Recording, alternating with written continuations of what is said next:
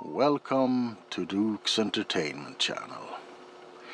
This is another VHS collector's video. Because as most of you know, I collect VHS tapes. And this video is going to be a little bit about why you start collect VHS. It is a dead format, so to speak, but many people still love to watch old VHS tapes. But how does it start? Well, I think I speak for many of us that it's a nostalgic thing. At least it is for me. I grew up in the early 80s and I think 1979 was the year when VHS broke through in Sweden. I'm Swedish, as you know. And I was just a little kid. And you know, we had 2 TV channels at that time in Sweden. And I went with my grandma and grandpa to different, stores, many gas stations, things like that. And they had this VHS section in their stores. It wasn't that much in the beginning, but as a little kid, about this high, I often stood and watched all the covers of the VHS tapes.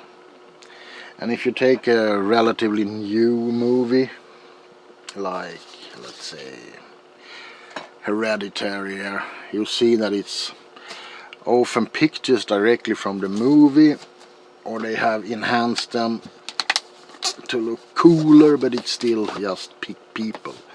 Back in the days there were almost always painted covers like this.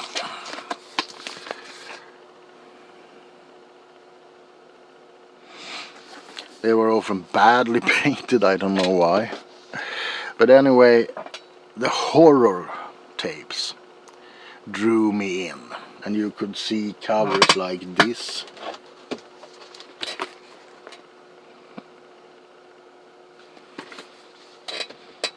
Or why not like this?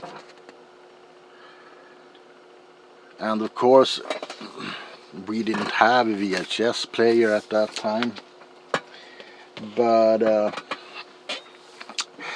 you kind of, when you were a kid, you kind of wondered what was on those tapes, because I remember my grandma used to say, don't watch those, it's not for you, that's grown-up stuff, you know. And with a cover like this, you know, a kid ain't stupid.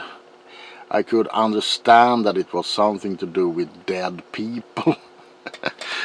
And the more I watched those covers every time we went to those stores, the more I was like interested in and really wanted to watch those movies. And then when I came of age, I started to buy all these movies that had terrified me as a kid.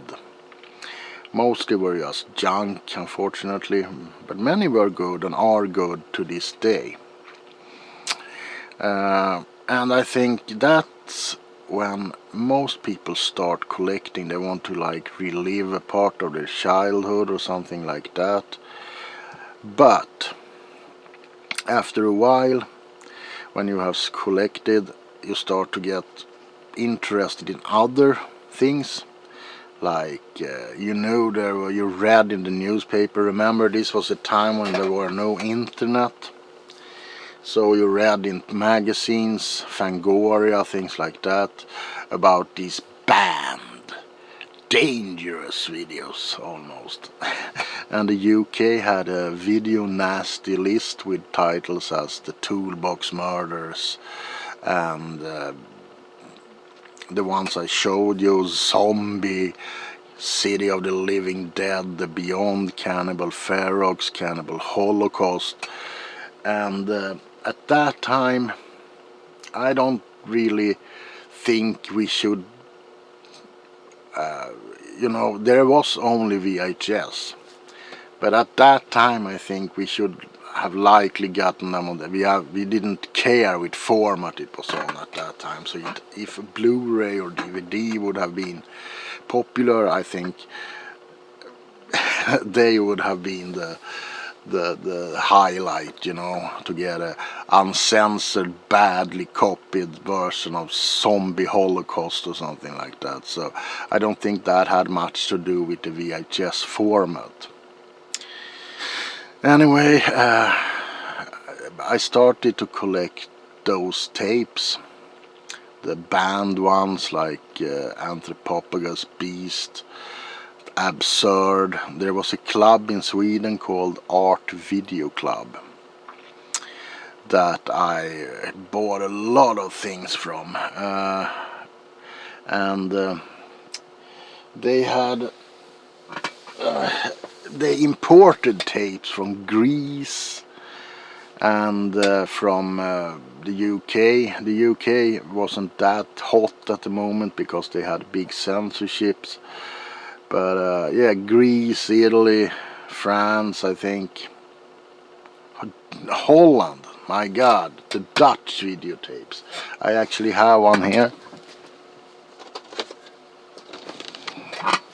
This is Sergio Martino's Mountain of the Cannibal God, which is one of the big cannibal movies.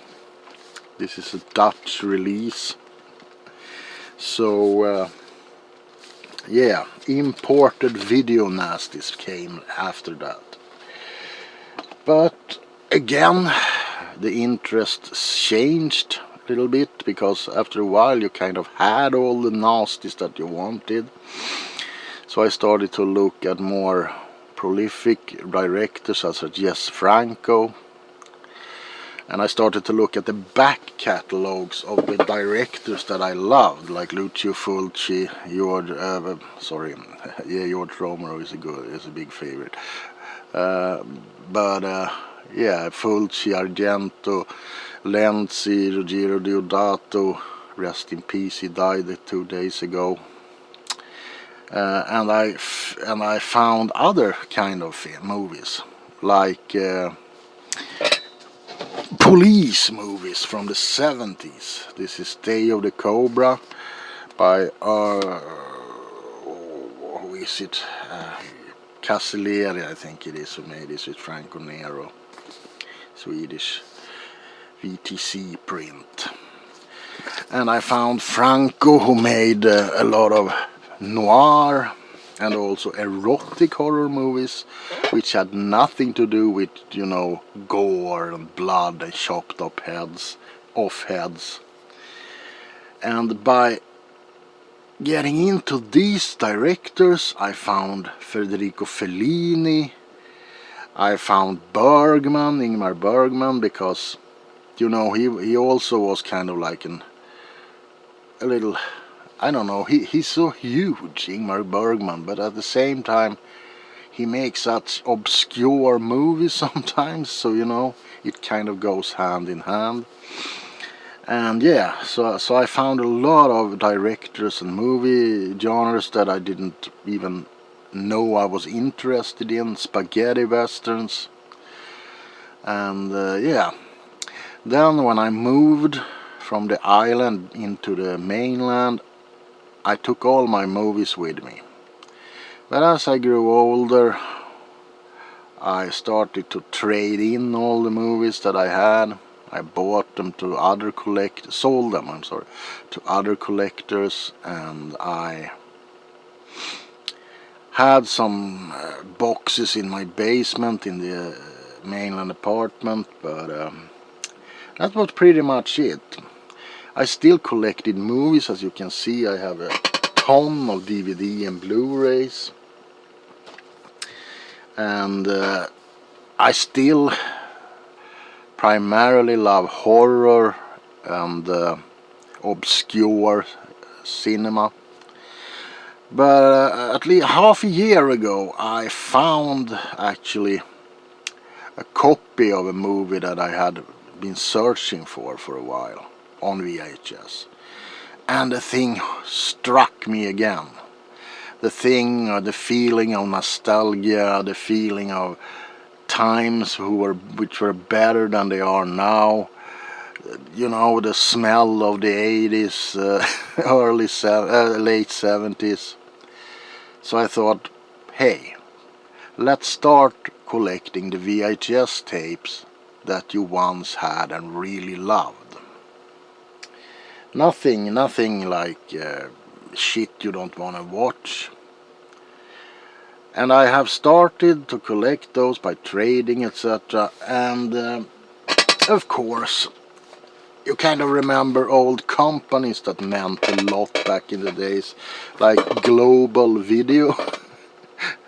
I still haven't watched this movie. It's a Claude Chabrol movie, 10 Days Under, with Anthony Perkins, but just because it was a company and a title I had seen when I was younger, I snatched it up. So it's full circle, I guess. And yeah, that's how I started my video collecting days. I hope you will find this video interesting. And I'm doing a new experiment because I'm in my...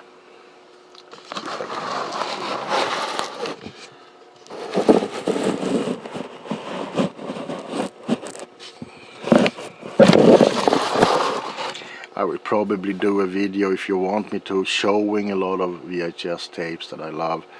But anyway, I'm filming this in my movie room, or video store as I call it. And to have the 3DO microphone, I have to drag the whole computer in here, and it's not much space. So I'm actually using the microphone on my Canon camera, and I hope that it will turn out okay. Otherwise, tell me so I can do something else for the next video in this room, because I can't drag the whole laptop and shit, you know, it's things everywhere, as you can see.